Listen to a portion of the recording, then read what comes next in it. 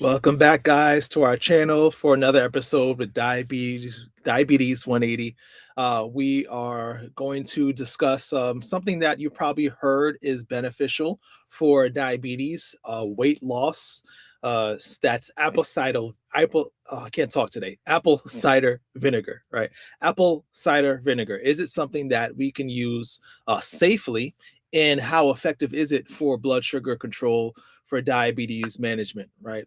So as always, we want to make sure these channels, these lives are accessible, and so that you can join us in the conversation, ask questions on the topic at hand or on diabetes in general. Okay, so if you're watching for the first time, please let us know in the chat room. We always love to greet our visitors, and if you've been watching for a while, definitely let us know in the chat room so we can greet you and welcome you back. Thank you so much for joining us every Monday at 7 p.m. So one other thing too, at the end of our channel, we always give opportunity to join our group membership program. We actually have an exciting competition, I could call it, challenge that's for the new year. How many of you guys think you can go 30 days with no junk food? All right, so that's the challenge. Junk the junk food, all right, in January. And as a prize, one of those who are successful in junking junk food for 30 days will get $150, right? So you get to start the new year with a little bonus, right? To recover from your Christmas spending as a reward for being successful in something that's very hard to do, junking junk food. This is one of the challenges we have periodically in our membership program. You do have to be a member in our Diabetes 180 community to join the challenge. So make sure you visit either the description section of our videos. I'm not sure if we have the link on this specific video, so you might have to go back to previous videos where we have the shareable link for the community membership. Or of course, check the bio section. The bio section of if you're watching on Facebook or YouTube. Or I believe maybe on TikTok, we might be broadcasting there too. Check the bio section for links to like our membership. But on to the topic at hand. How many of you guys are using apple cider vinegar? Is it something that you use when you're, as far as drinking it? How are you using it? Are you diluting it in water? Are you adding it to dressing? So what we're going to talk about today is number one is it effective? So I want to know if anyone's watching has had good results with apple cider vinegar. If you can say that, yeah, I've taken it and it works, then let us know. That'd be awesome, so we could share that with others who are watching on your success. We're going to talk about studies that prove its effectiveness, what to really expect as far as blood sugar control, and if there's any other benefits that come with it. One of the biggest things people talk about is weight loss. How much weight can you lose with apple cider vinegar? How much does it take? Right.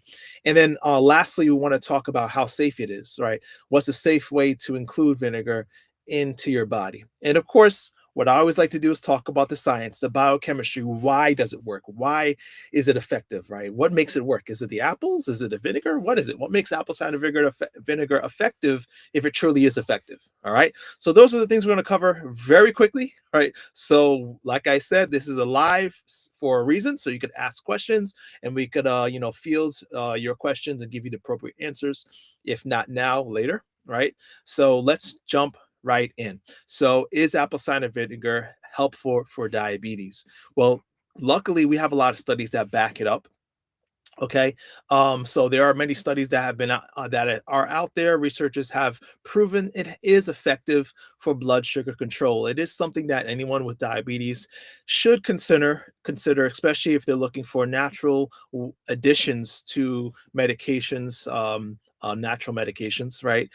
So that you can improve your blood sugar levels in a natural way. Apple cider vinegar is something you should definitely consider, because of its effectiveness. But how effective can it be? Let's look at this. So, hello, Betty. Thanks for joining in. All right. Uh, It's Snickers. Oh yeah, Snickers is considered junk food. That's for sure. I think we know what junk food is, but we can have the discussion if anyone's confused, right? Anything that doesn't add to your nutrition is junk food, right? And so thanks for asking that. If hopefully you can join our challenge and eliminate junk food in January. But let's go ahead and talk about apple cider vinegar and its effectiveness to lower blood sugar levels. So in this meta-analysis of clinical trials, they put together a participant study amount of 1,320 adults, right, in total, and studied the effectiveness of adding apple cider vinegar along with, of course, whatever medications they're using for blood sugar control. And there were good results. So there were significant improvements in fasting blood sugar levels. So I used talking about a drop of on average about 20 points fasting blood sugar levels. That's pretty good. That means if you're, let's say, routinely over 100, maybe you're at 120, you could get possibly down to the double digits, with apple cider vinegar. And A1C drop was also pretty good, looking at a drop of a little less than 1% in A1C levels with apple cider vinegar. Okay, so there are clinical trials that show that apple cider vinegar can be an effective addition to a healthy lifestyle, of course, and any medications you're taking for your blood sugar levels. Definitely not at the point of reversing. That's what we're all about in Diabetes 180. You reverse that? Obviously dropping A1C by 1 point isn't really going to reverse, right? Your diabetes, seeing a modest 10 to 20 drop in your blood sugar levels isn't going to reverse your diabetes. But we're talking about a cheap intervention here, right? A couple cents a day, to improve your blood sugar levels. Definitely worth using in treating, your blood sugar levels. So think about this. Is it the apples? Is it the vinegar? What really makes it work, right? So I always like to talk about the mechanisms of these things, why they work. So apple cider vinegar is essentially basically fermented apples, right? Apples turn into alcohol, which then goes into another production process, right? Where they add yeast to break down that alcohol, or special bacteria, I should not yeast, sorry, special bacteria, specialized bacteria that breaks down the alcohol, the result of apple fermentation, and turns it into acetic acid. So it's the acetic acid which is the main component, the main ingredient of what makes it beneficial. The acetic acid, when digested, has a lot of health benefits. And that's good to know because that means that you don't need to only rely on apple cider vinegar.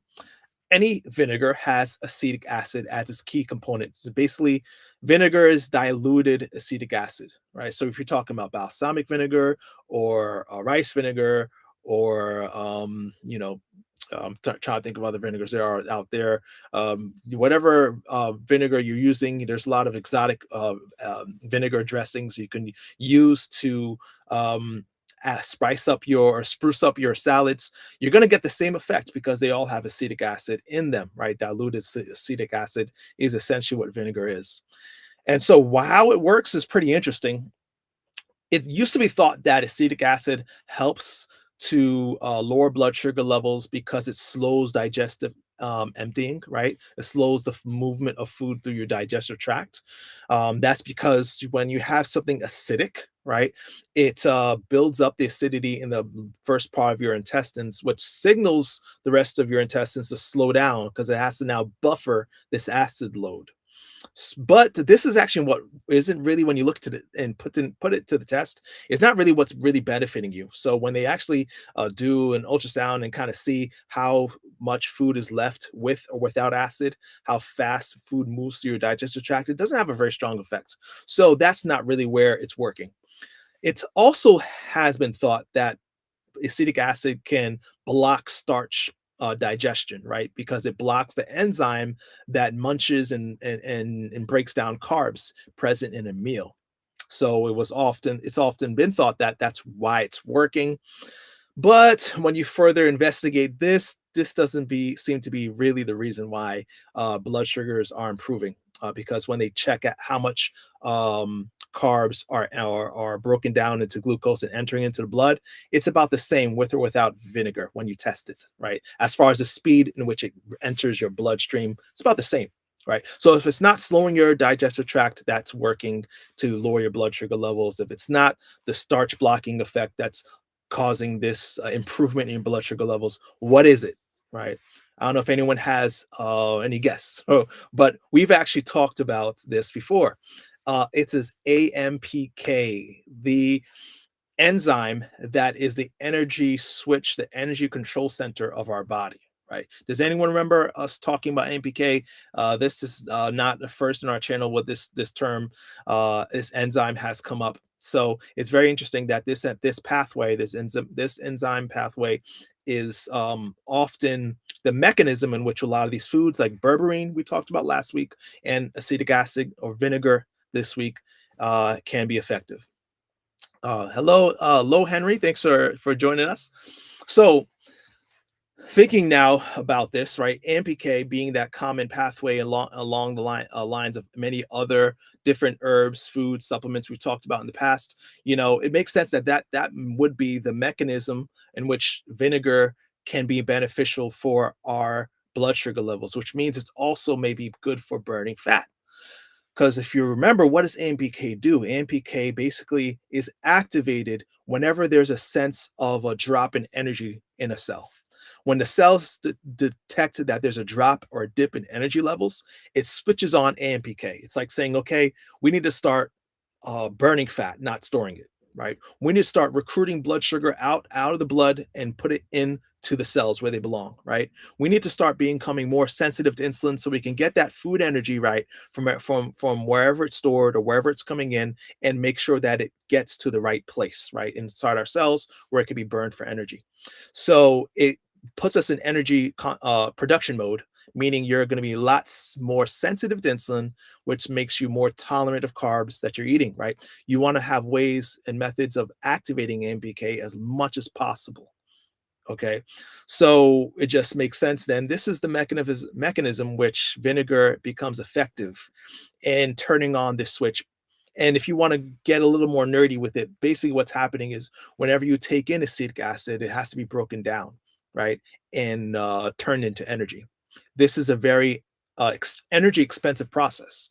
So the process in which a cell has to take the byproduct of acetic acid and turn it into energy, it's expensive, right? Energy wise. So this causes the cell to sense a drop in energy levels and then turning on AMPK whenever it has to digest and metabolize vinegar, right? So it's definitely something I would recommend any of us who are looking for benefits when it comes to blood sugar. But let's talk about other benefits of this vinegar, right? And so this is actually a good example of what you can expect. Not a huge difference, but if you ate bread without, just bread without anything on it, your blood sugar might rise. So this is millimoles per liter, but it might rise to, let's say, for example, 135, 140, right?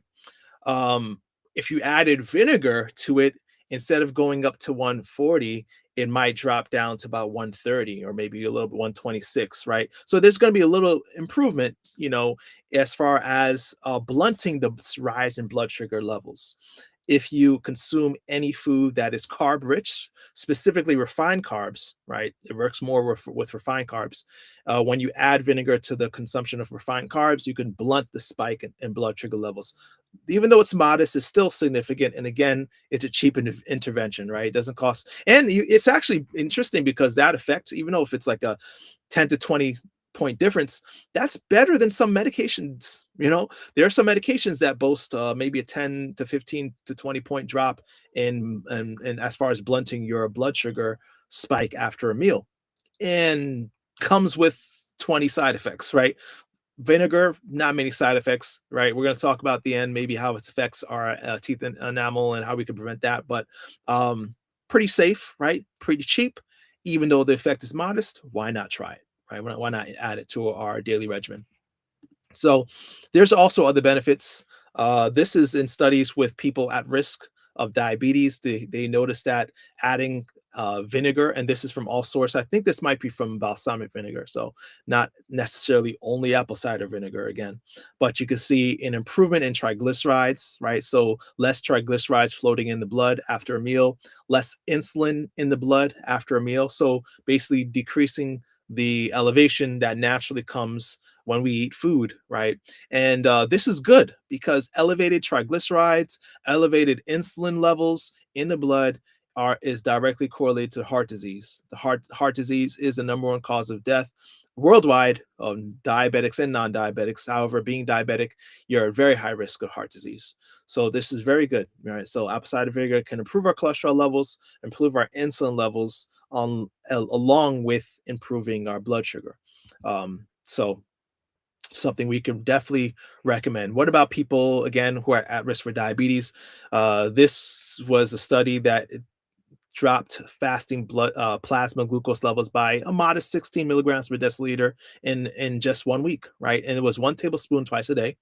Again, the effect that you would see with medications probably and without the side effects, right? So you could see a modest drop in blood sugar levels with the addition of just tablespoons a day of vinegar to the diet, right? So I don't know if this is news to anybody. So far, I haven't heard anyone's using it. So that's pretty interesting. I think a lot of people do use apple cider vinegar. So something that we can get anywhere at your local grocery store.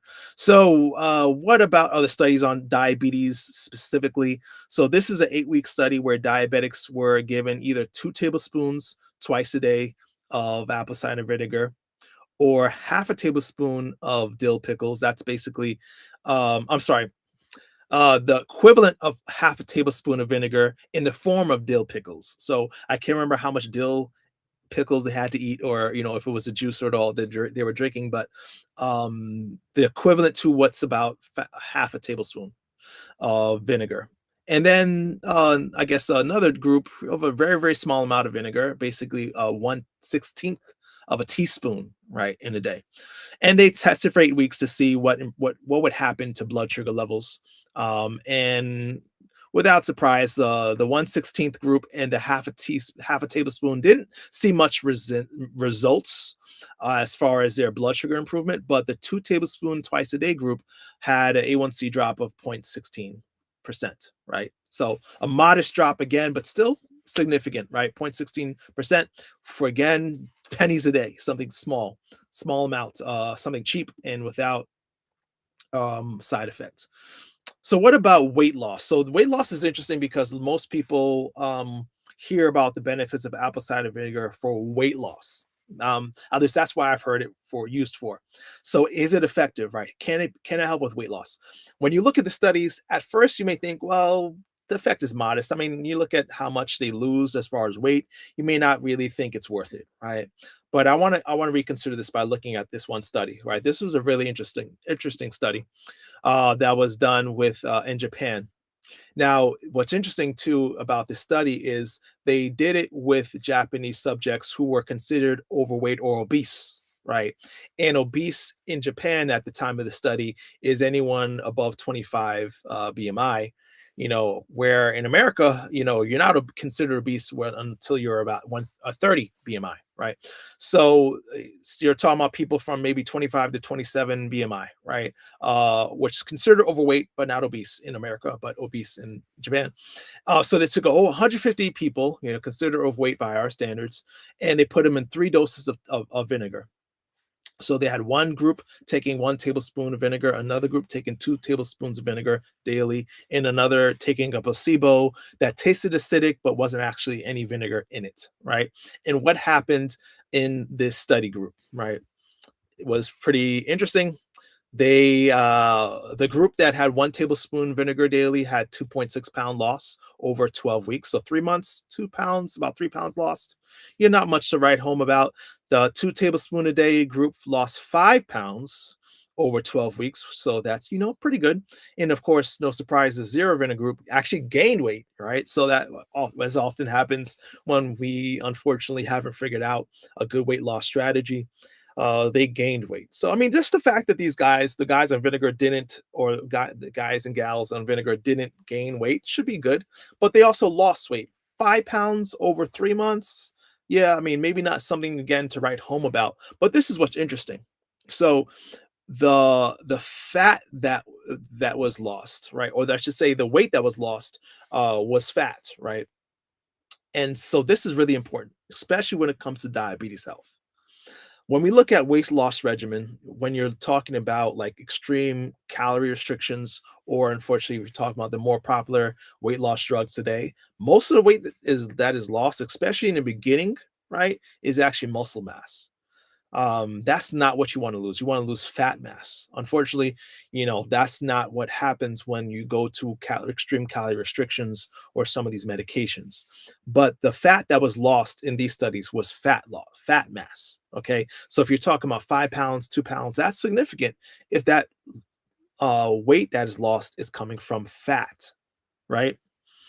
All right. So when you look at and I hope, Betty, this is actually answering your question. I see your question. How long would you have to take it to before you see results? So these most of these studies are done for like 3 months or so. There aren't a lot of long-term studies, unfortunately, but 3 weeks, or sorry, 3 months of use. Having dropping an inch off your waist. I think it's something that's significant because that is signifying that the weight that you lost is coming from the dangerous visceral fat, what's called central adiposity.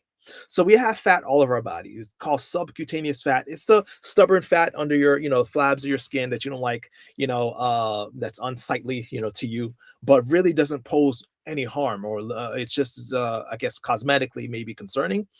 The more concerning fat is the fat that is in our central abdomen, right?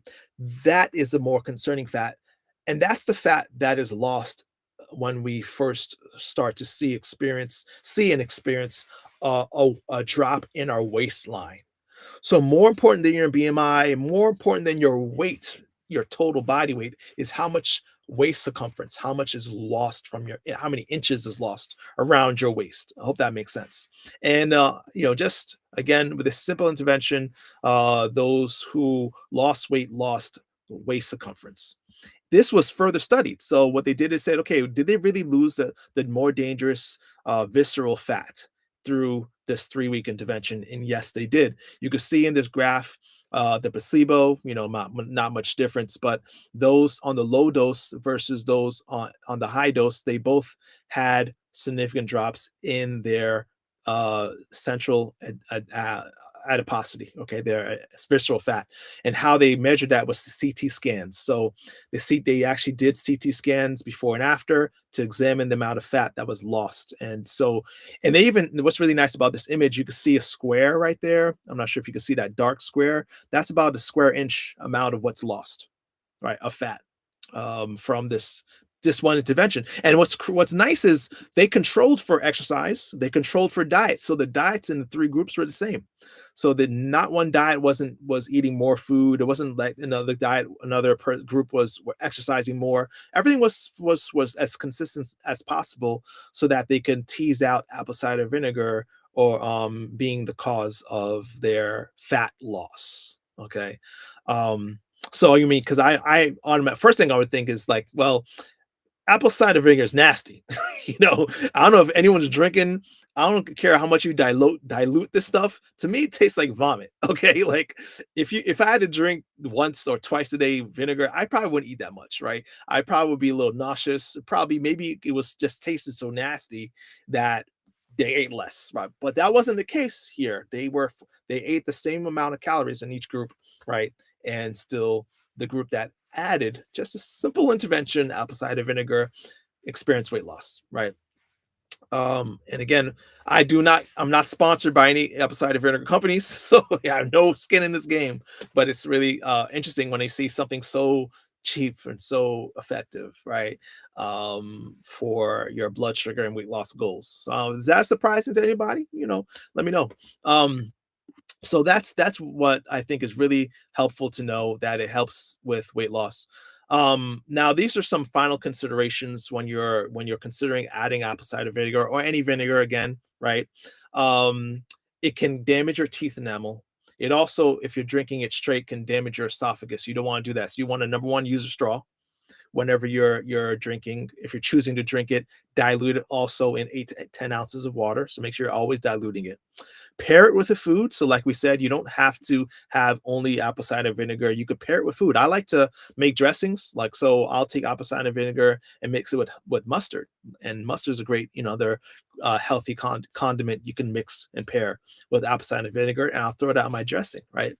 If you're not suffering from insulin resistance so much, right, and you could tolerate honey, you could actually put a little honey with that mustard. Now you got a nice honey mustard dressing, right? Tastes really good. If you don't want to go through the work, then get rice vinegar or balsamic vinegar, right? Vinaigrette. So get creative. There are other things or vinegars in the market that you can use to top your dressings, add on to your food.